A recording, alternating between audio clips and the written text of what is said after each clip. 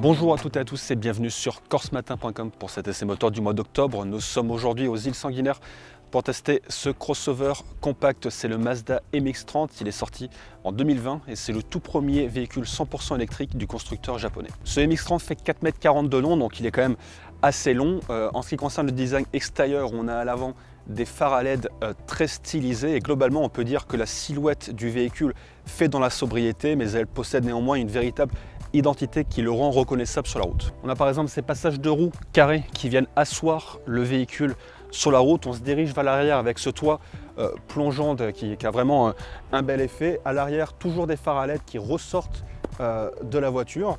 Et on arrive au coffre d'une capacité de 310 litres, donc c'est pas exceptionnel pour un véhicule sur ce secteur.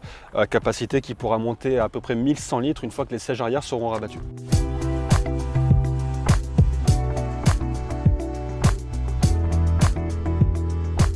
On a des portes antagonistes, un système qui fait penser directement à un autre modèle de Mazda, à savoir le RX-8.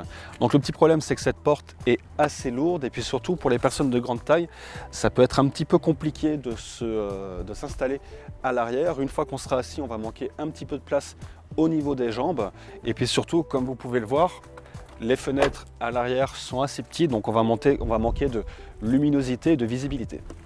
La recharge se fait ici.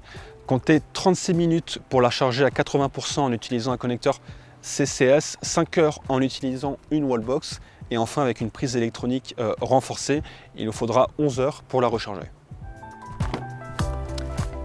Donc une fois à l'intérieur du véhicule, on apprécie particulièrement la sellerie. Donc aujourd'hui la finition, on a un simili-cuir de couleur blanche. On a également du liège qui a été utilisé dans l'habitacle. Donc c'est une matière qu'on ne voit pas souvent dans les voitures, mais qui apporte un petit peu de couleur et de personnalité. Pour la planche de bord, on a un design très zen et très épuré. On a des plastiques de qualité assez épais. On a deux écrans. Un premier qui est l'écran avec le GPS, les appareils Bluetooth connectés, la musique, etc. Qu'on gère avec cette petite molette. Et un deuxième écran tactile cette fois-ci qu'on utilise pour voir l'état de la batterie et pour gérer tous les appareils de confort comme la climatisation et le chauffage. On a l'appareil face à nous, une instrumentalisation qui est à la fois digitale et à la fois avec des aiguilles, donc ça produit un effet assez joli. Un volant à 3 branches avec les commandes qui tombent assez facilement sous la main, et puis on apprécie particulièrement au niveau du design cette console volante avec derrière des espaces de rangement et une prise USB pour brancher vos appareils.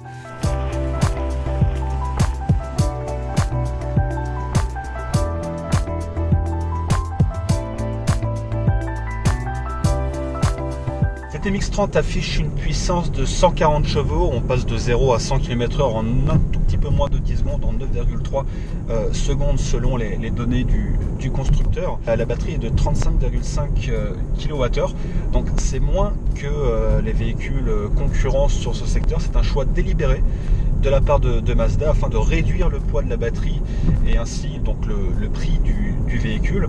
En contrepartie, l'autonomie va être moins importante que par rapport à la concurrence. Donc encore une fois, selon les données du constructeur, on est sur une autonomie de 260 km lorsqu'on circule en ville et de 200 km lorsqu'on est sur un parcours mixte.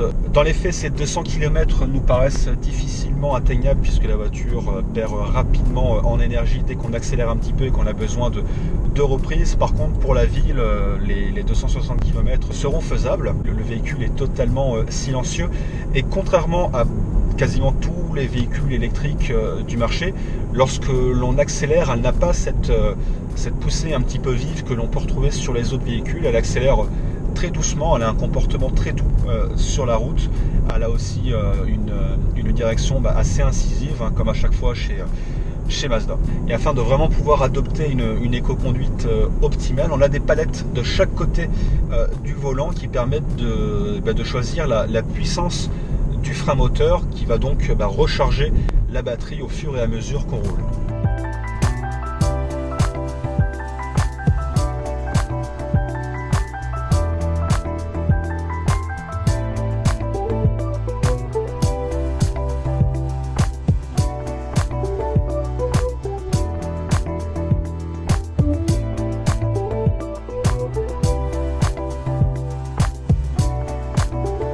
Que retenir de ce MX-30? On a particulièrement apprécié son design extérieur et intérieur, sa facilité de conduite une fois qu'on est derrière le volant. On lui reprochera peut-être son autonomie qui est tout de même assez faible, ainsi que le manque de place à l'arrière. En ce qui concerne l'entrée de gamme, le tarif est de 33 900 € avec le bonus écologique de 7 000 € déduit. On descend à 26 900 €. Quant à la version que nous avons utilisée aujourd'hui et qui est la First Edition, le tarif est de 34 400 € et donc avec le bonus écologique, on descend à 27 400 €. Et c'est la fin de cet essai moteur. Merci à vous de l'avoir regardé. Vous pouvez retrouver la version complète dans le supplément moteur de Corse Matin. Quant à nous, nous aurons le plaisir de vous retrouver le mois prochain pour un nouveau numéro.